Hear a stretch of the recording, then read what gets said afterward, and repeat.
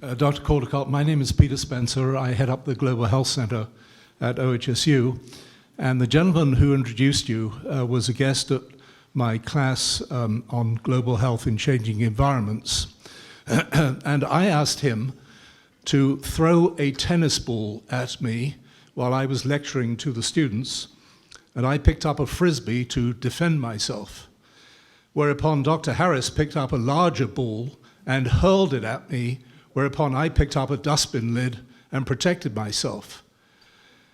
And the issue was for the students to debate was whether the aggressor, Dr. Harris, was the individual who was driving the armaments industry, in my case, the dustbin lid, or whether it was myself who was justifiably defending myself.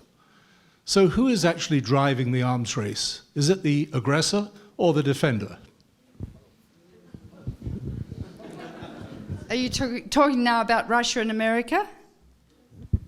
I'm really asking you a philosophical question, because obviously it is in human nature to defend oneself against someone throwing a rock. But the issue is that I think that's more a male trait. My point is that we feel justified, obviously, in developing a more effective way of defending ourselves. But nuclear weapons don't defend you. No, I'm not suggesting They're they do. mutually suicidal. But we will develop an anti-missile system in order to prevent them coming. This is the pathology I need to investigate in my book, Why Men Kill and Why Women Let Them. I can't answer you, but I'm going to do the very best I can to work it out. I have to read a lot of Jung, Man and His Symbols, which I find absolutely fascinating. There's a lot of new work done on hormone receptors in the brain and the influence on human behaviour. I want to get into religions, how many people have been killed in the name of God in the last century? Millions. What's wrong with it? All religions are patriarchal, even the Buddhist religion, because I used to go to Buddhist retreats and I found it was... So there's a huge amount to investigate, and I'm not a philosopher, but I promise you I'll do the very best I can once I sit down to write this book to investigate all of this. I don't know, but you've got a few good ideas yourself. Why ask me? Why don't you work it out? So may I give you another one? Yeah. Throw me another one. So the students were told that they have the opportunity to sit on an Institute of Medicine panel which is designed to make sure that our armed forces go into battle with the best possible equipment to protect them and to make them the most efficient fighting machine. Killers.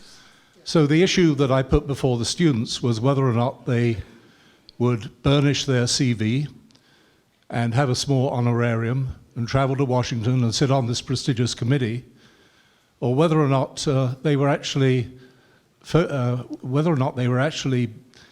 increasing the opportunity for major successful conflict, if you like, because they were making sure that our armed forces were the healthiest possible, the most effective in battle. And remarkably, the vote from the students was that, in fact, they would prefer not to sit on that Institute of Medicine panel. That's interesting. You must have been a good teacher.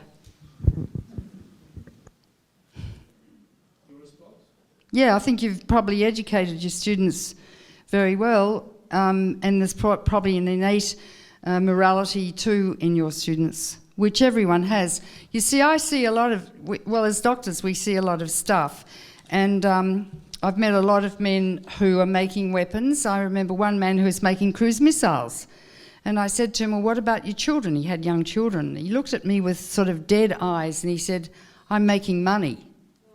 I said, yeah, but what about your children? They're not going to survive. And he did it again. Now, having treated many children who are dying, their fathers fall into my arms weeping.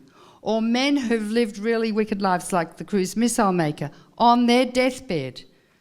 Very often their soul opens up and they start telling me all the terrible things they've done, because fundamentally every person knows the truth.